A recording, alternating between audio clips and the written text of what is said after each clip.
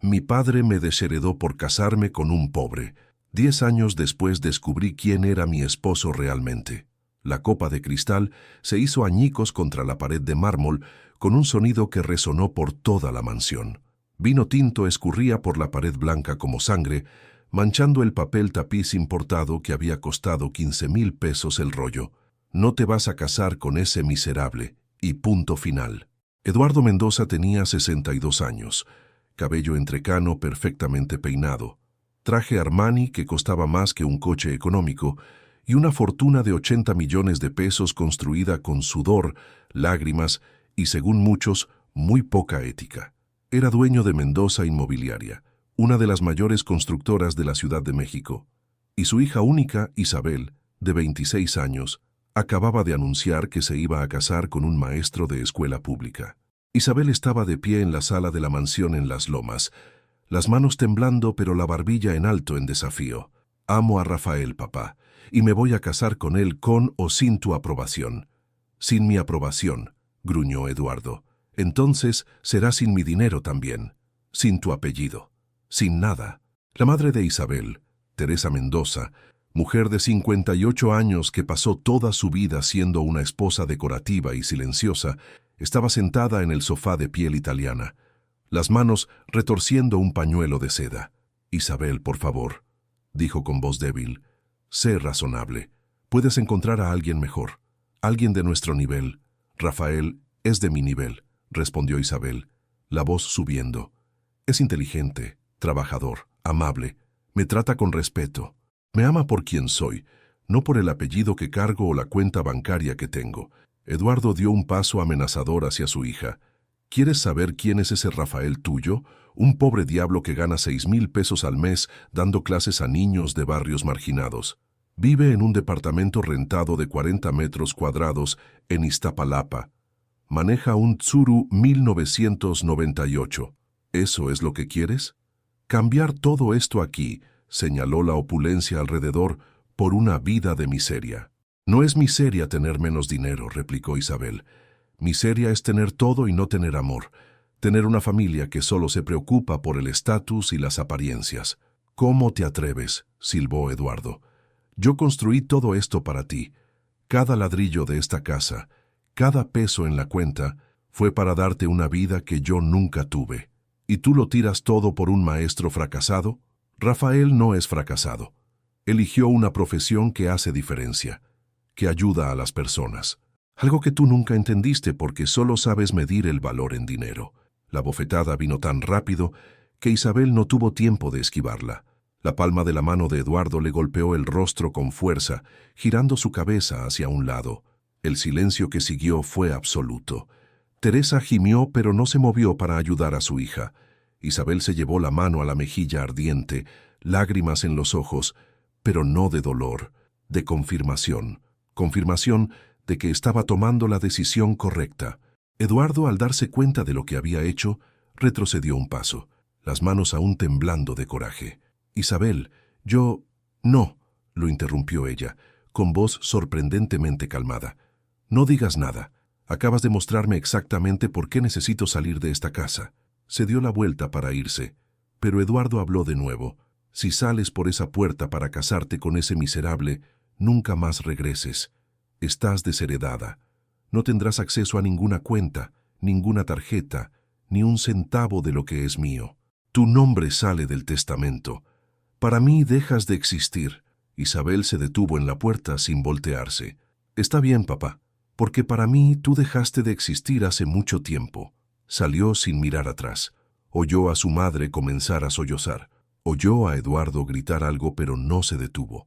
Tomó las llaves de su Mercedes convertible blanco, regalo de cumpleaños de sus 25 años, y manejó por última vez, lejos de aquella prisión dorada. Rafael Olvera estaba esperando en el departamento pequeño pero acogedor que rentaba en Iztapalapa. Era maestro de literatura en una escuela secundaria pública. Tenía 28 años. Era egresado de la UNAM, pero eligió trabajar en la periferia porque, según él, era donde más necesitaban buenos maestros. Cuando Isabel llegó, el rostro aún rojo por la marca de la mano de su padre, Rafael la abrazó sin hacer preguntas. Simplemente la sostuvo mientras lloraba. Después, sentados en el sofá gastado pero limpio, bebiendo té en tazas desparejas, Isabel lo contó todo. Rafael escuchó en silencio. Cuando ella terminó, él solo dijo: «¿Estás segura? Porque aún hay tiempo de regresar. Entiendo si no quieres renunciar a todo». Isabel tomó su rostro entre sus manos. «Rafael, nunca estuve segura de nada en mi vida. Crecí en una jaula de oro. Todo lo que tenía era comprado, incluyendo a las personas a mi alrededor. Amigos que solo querían mi dinero. Pretendientes que querían mi apellido. Tú fuiste la primera persona que me vio. No a la heredera, no a la hija de Eduardo Mendoza. Solo a Isabel. Y eso vale más que todos los millones de mi padre». Se casaron una semana después. Ceremonia simple en el registro civil. Los testigos fueron 2 colegas maestros de Rafael y una amiga de la infancia de Isabel, la única que no la abandonó cuando el dinero se acabó. Isabel vendió el Mercedes. Con el dinero pagaron la boda, compraron muebles básicos para el departamento y guardaron el resto como fondo de emergencia. La vida cambió drásticamente. Isabel, que creció con empleadas que hacían todo, ahora aprendía a cocinar viendo videos en YouTube. Lavaba ropa, limpiaba la casa, hacía las compras calculando cada centavo. Rafael ganaba 6,400 pesos. Isabel consiguió trabajo como recepcionista en una clínica, 4,000 pesos. Juntos, 10,400. La renta se llevaba 3,000, les quedaban 7,400 para todo. Comida, servicios, transporte, medicinas, imprevistos. Los primeros meses fueron un shock. Isabel lloraba a escondidas en el baño cuando extrañaba la comodidad. No la riqueza en sí, sino la seguridad, de no tener que preocuparse si iba a tener dinero para el gas, para el dentista, para un zapato que se rompía. Pero Rafael siempre estaba ahí, paciente, amoroso, compartiendo cada peso. Y poco a poco, Isabel descubrió algo sorprendente. Era feliz, genuinamente feliz, de una forma que nunca lo fue en la mansión. Pasaron los años. Isabel volvió a estudiar. Hizo la licenciatura en pedagogía por las noches mientras trabajaba de día. Rafael hacía la maestría los fines de semana, soñando con dar clases en la universidad algún día. Tuvieron 2 hijos, Pedro, que nació cuando Isabel tenía 28, y Sofía, 2 años después.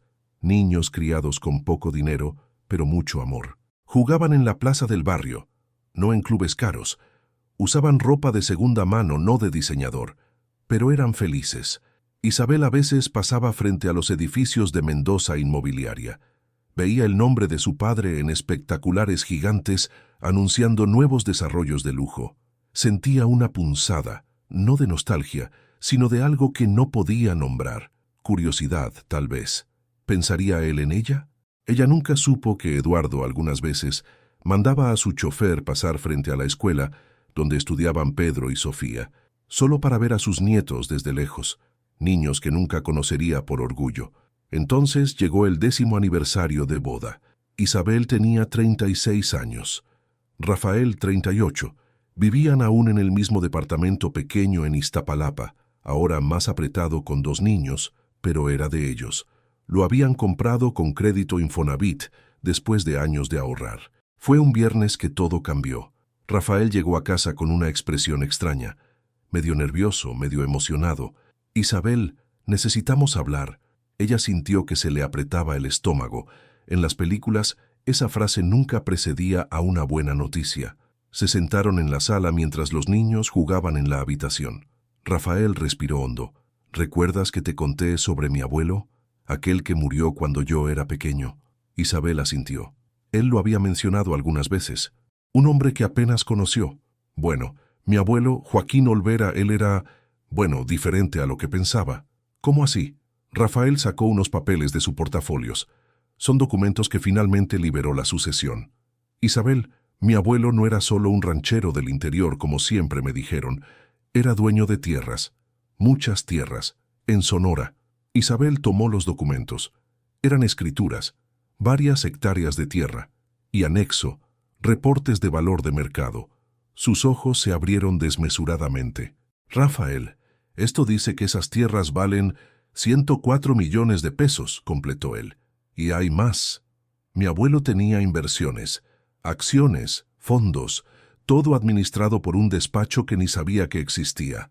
En total, la herencia que se está dividiendo entre mi papá y mis tíos suma unos 168 millones. El silencio que siguió fue de absoluto shock. Rafael continuó. Mi papá nunca quiso este dinero. Dijo que el abuelo lo ganó con despojos de tierra, que no era limpio. Así que le dio la espalda a todo.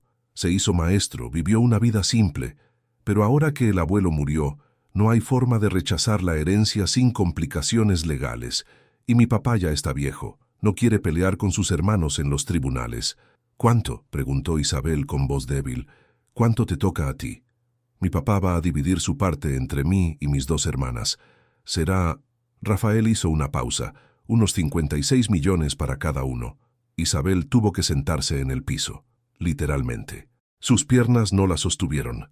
56 millones de pesos, más del triple de la fortuna del padre que la había desheredado. Rafael se arrodilló a su lado. Isa, sé que es un shock. Para mí también lo fue. Pero necesito que entiendas. Esto no cambia quién soy. No cambia quiénes somos. Isabel miró a su esposo. El hombre que eligió cuando no tenía nada. El hombre que su padre llamó miserable. Y comenzó a reír. Una risa histérica de pura ironía.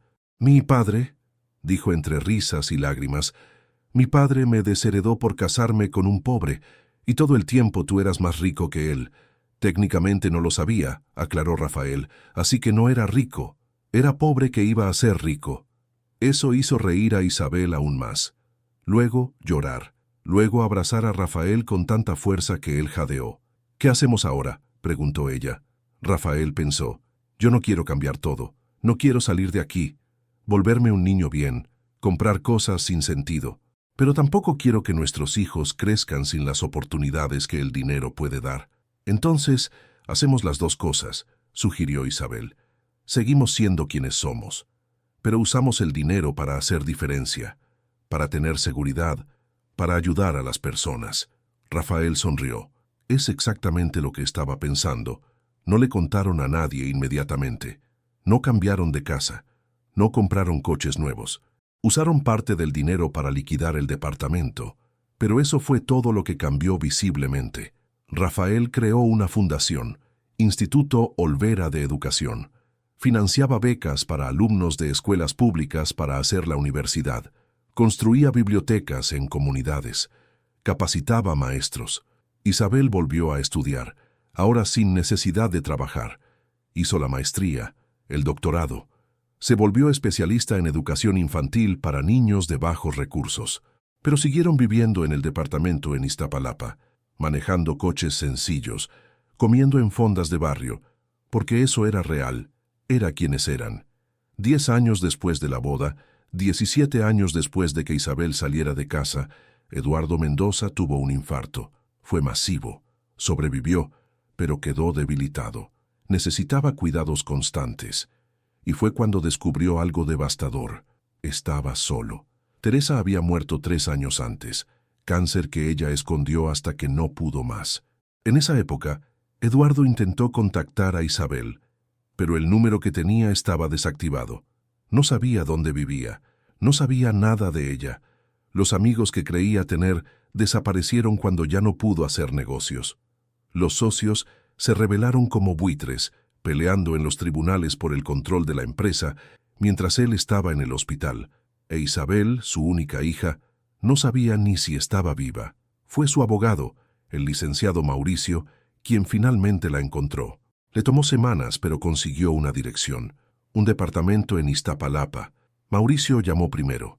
Isabel contestó desconfiada. ¿Señora Isabel Mendoza Olvera? Sí, mi nombre es Mauricio Cardoso, abogado de su padre, Eduardo Mendoza. Él está muy enfermo y está pidiendo verla. Isabel guardó silencio por tanto tiempo que Mauricio preguntó si aún estaba allí.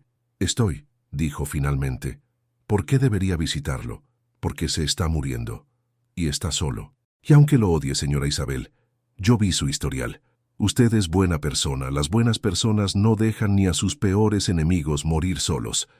Isabel colgó sin responder, pero pasó días pensando. Rafael dijo que apoyaría cualquier decisión. Los niños, ahora con 13 y 11 años, ni conocían al abuelo. Finalmente, Isabel decidió ir, no por su padre, por ella misma. Para cerrar ese capítulo, la mansión en las Lomas estaba diferente, aún grande, aún imponente, pero lúgubre. El jardín estaba descuidado, la pintura descarándose en algunos lugares. Isabel tocó el timbre y una enfermera abrió. Eduardo estaba en la habitación de la planta baja, convertida en hospital improvisado, acostado en una cama de hospital, conectado a máquinas. El hombre que una vez pareció gigante ahora parecía pequeño, frágil, viejo. Abrió los ojos cuando Isabel entró. Le tomó un momento enfocar, otro para reconocerla. Cuando la reconoció, lágrimas comenzaron a correr. «Isabel», susurró su voz débil, ronca. Isabel jaló una silla pero mantuvo la distancia. «Hola, papá». «¿Viniste?» «Vine». Eduardo cerró los ojos. «Pensé que no vendrías. No merecería que vinieras». «No lo mereces», concordó Isabel sin coraje. «Pero vine de todos modos». «¿Cómo estás?», preguntó él. «Bien, feliz». «¿Y ese... Rafael?» «Mi esposo está muy bien. Gracias por preguntar». Eduardo pareció encogerse aún más. Estaba equivocado sobre él. «Sobre todo, lo estabas», confirmó Isabel. Estuvieron en silencio por minutos. Eduardo finalmente habló. «¿Tienes hijos?» «Tengo. 2. Pedro y Sofía». Más lágrimas. «Soy abuelo, y no conozco a mis nietos. No los conoces porque elegiste no conocerlos. Yo no te escondí, papá. Tú me expulsaste». «Lo sé». «Dios, ¿cómo lo sé?» «Pasé 17 años viviendo con ese error». Isabel sintió que el coraje comenzaba a subir. «No pasaste 17 años viviendo con un error. Pasaste 17 años viviendo con orgullo. Si realmente hubieras querido encontrarme, me habrías encontrado. El DF no es tan grande». Eduardo no tuvo respuesta para eso. Isabel se levantó. «Me voy. Solo vine porque pensé que merecías saberlo. Tomé la decisión correcta. Rafael fue lo mejor que me pasó. Tuvimos una vida difícil pero feliz. Algo que nunca tuve contigo». Estaba casi en la puerta cuando Eduardo habló. «Isabel, sé que no merezco perdón, pero puedo pedirte que te quedes. Solo un poco más. Estar solo es peor que cualquier cosa». Isabel se detuvo. Pensó. Entonces volvió y se sentó. Durante la hora siguiente, Eduardo habló. Contó cómo la empresa estaba siendo destrozada por socios traicioneros, cómo los amigos desaparecieron, cómo Teresa murió y él ni siquiera pudo hacer un funeral digno porque estaba en el hospital. Contó que se arrepentía de todo, que pasó años queriendo disculparse, pero el orgullo se lo impidió, que cuando finalmente decidió buscarla, no pudo encontrarla. Isabel escuchó, no con lástima, pero con algo cercano a la comprensión. Eduardo no era una víctima, pero era humano, y los humanos se equivocan. Cuando salía, Eduardo preguntó, ¿puedo conocer a mis nietos? ¿Solo una vez antes de morir? Isabel pensó mucho tiempo. Les preguntaré. Si quieren venir, los traeré. Pero es su decisión. No voy a forzarlos. Gracias. En la puerta Isabel se detuvo. Papá, solo para que sepas, Rafael no era pobre.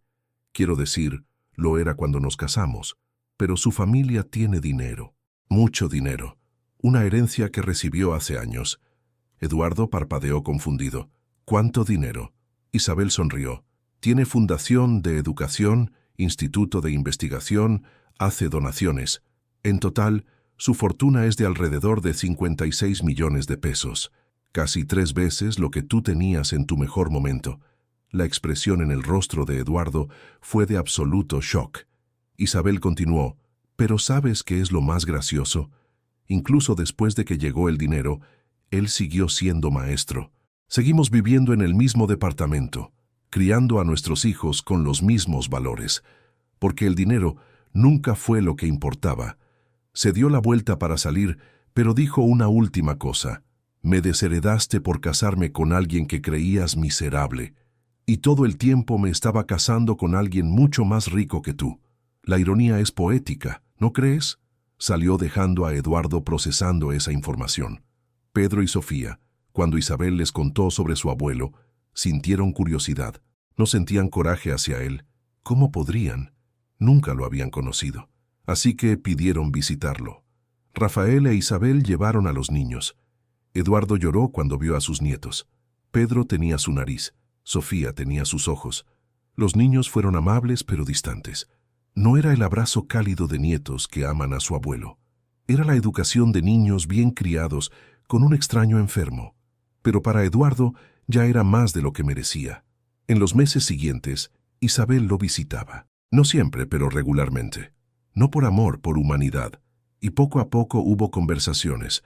No hubo reconciliación, no hubo perdón completo, pero hubo entendimiento. Eduardo contó sobre su propia infancia. Creció pobre, hijo de albañil, humillado por la élite. Construyó su fortuna para nunca más ser menospreciado. Y en el proceso, se volvió exactamente el tipo de persona que lo despreciaba. Alguien que medía el valor en dinero. Isabel contó sobre la vida que construyó, no para restregárselo en la cara, sino para que él entendiera que había despreciado algo precioso por criterios irrelevantes. Un día, Eduardo preguntó, ¿puedes perdonarme algún día? Isabel pensó honestamente, no lo sé, me lastimaste mucho, me dijiste que nunca volviera, me golpeaste, me desheredaste, eso no desaparece porque ahora estés enfermo. Lo sé, pero puedo entenderte, y creo que es lo máximo que puedo ofrecer. Eduardo asintió. Es más de lo que merezco. 3 meses después, Eduardo Mendoza murió. Infarto final rápido mientras dormía. En el testamento había una sorpresa. Dejaba todo, lo que quedaba, unos 24 millones después de las peleas legales, a Isabel. Y una carta. Isabel leyó la carta sola, en la sala de la mansión ahora vacía. Mi querida Isabel, si estás leyendo esto, finalmente me he liberado de la prisión que construí con orgullo y codicia. Espero que sea rápido y no demasiado doloroso. Te dejo lo que queda del imperio que creí tan importante. No es mucho comparado con lo que era. Los buitres se llevaron buena parte, pero es tuyo, no porque lo necesites. Sé ahora que construiste una vida mejor de la que yo jamás te pude dar. Te lo dejo porque es lo correcto, porque era tuyo por derecho desde siempre. Pero más que dinero, quiero dejar algo más importante. Mi disculpa. Sé que no la mereceré incluso si viviera 1000 años, pero necesito pedírtela. Estaba equivocado. Sobre Rafael. Sobre ti. Sobre todo. Tú fuiste valiente donde yo fui cobarde. Elegiste el amor donde yo elegí el estatus. Construiste una familia real donde yo construí una fachada vacía. Rafael no era pobre, pero incluso si lo hubiera sido, tú tenías razón y yo estaba equivocado. Porque él era rico en lo que importa, carácter, integridad, amor.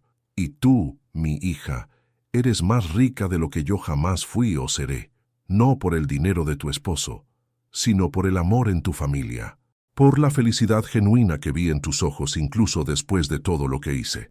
Si existe el cielo y el infierno, sé a dónde voy, me merezco cada llama, pero iré un poco más ligero sabiendo que estás bien, que mis nietos son amados, que mi hija es feliz. Perdóname por haber fallado como padre. Gracias por haber sido una buena persona a pesar de mí. Te amo. Siempre te amé. Incluso cuando no supe demostrarlo. Tu padre, Eduardo Isabel, dobló la carta cuidadosamente. La guardó junto con aquella prueba de cero que Gabriel había guardado. Recordatorios de que las personas pueden equivocarse, pueden lastimar, pero también pueden, incluso tarde, aprender. El funeral fue pequeño. Isabel, Rafael, los niños, unos pocos primos lejanos, el abogado. Los socios que pelearon por la empresa no aparecieron. Los amigos que Eduardo creía tener ya no existían. Isabel no lloró. No era hipocresía fingir un dolor que no sentía, pero tampoco sintió satisfacción. Solo tristeza por el desperdicio. Desperdicio de años. Desperdicio de relación. Desperdicio de amor que pudo haber existido. Con los 24 millones heredados, Isabel y Rafael expandieron el instituto. Construyeron campus en 5 estados. Dieron becas a 1000 alumnos de escasos recursos al año. Y en una placa a la entrada del campus principal, mandaron poner Instituto Eduardo y Teresa Mendoza de Educación, en memoria de personas que erraron, pero cuyos errores enseñaron, porque esa era la lección. No que Eduardo mereció redención, no que todo se arregló al final, sino que incluso los errores más grandes pueden enseñar. Incluso las peores decisiones pueden, eventualmente, generar algo bueno si otras personas eligen diferente. Isabel y Rafael tuvieron 20 años más juntos. Criaron a sus hijos, vieron nacer a sus nietos. Mantuvieron una vida simple a pesar de los millones, porque aprendieron pronto lo que Eduardo tardó toda una vida en entender. La fortuna no está en el banco, está en la mesa de la cena, rodeado de personas que te aman por lo que eres, no por lo que tienes. Y esa es la diferencia entre ser rico y tener riqueza. Pedro, el hijo, se hizo abogado, especializado en derechos de los trabajadores. Sofía se hizo médica. Atendía en el IMSS, rechazó una clínica privada cara, porque ellos crecieron viendo que el valor no se mide en dinero, se mide en impacto, en carácter, en cuántas vidas tocas para mejor. La mansión en Las Lomas fue vendida. El dinero fue para el instituto. Hoy en el terreno hay una escuela pública moderna, totalmente equipada, biblioteca gigante, laboratorios, y en la fachada, una placa. Aquí había una mansión vacía. Hoy es una escuela llena de futuro. Isabel, cuando contaba su historia, siempre terminaba diciendo: «Mi padre me enseñó más equivocándose que lo que me habría enseñado acertando. Me enseñó que el orgullo cuesta caro, que el amor no se compra, que el desprecio regresa, y que nunca, nunca se mide el valor de alguien por el tamaño de su cuenta bancaria». Y cuando le preguntaban si había perdonado a Eduardo, ella respondía honestamente: «No completamente, pero lo entendí». Y creo que entender es más importante que perdonar, porque entender te libera. Perdonar a veces es solo fingir. Rafael e Isabel celebraron 30 años de casados rodeados de 50 personas en una carne asada en el instituto. Nada de fiesta elegante, solo amigos reales, familia verdadera, cerveza fría y mucho amor. Y cuando alguien le preguntó a Rafael si alguna vez imaginó que sería millonario, él rió. «Yo siempre supe que era millonario, porque tengo una mujer que me ama, hijos que me respetan, un trabajo que me realiza.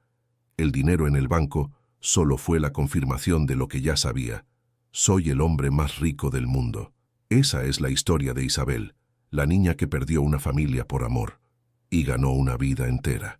Fin. Si esta historia te hizo reflexionar sobre lo que realmente importa en la vida, deja tu like y suscríbete al canal. Aquí encuentras historias reales de elecciones difíciles, de personas que priorizaron lo correcto en vez de lo fácil, y descubrieron que la vida siempre recompensa la valentía. Activa la campanita porque cada semana hay una nueva historia que te hará pensar 2 veces sobre tus propias decisiones. Y dime en los comentarios, ¿tú harías lo que hizo Isabel? ¿Dejarías todo por amor? ¿O crees que fue ingenua? Debate en los comentarios. Los leemos todos. Hasta la próxima historia.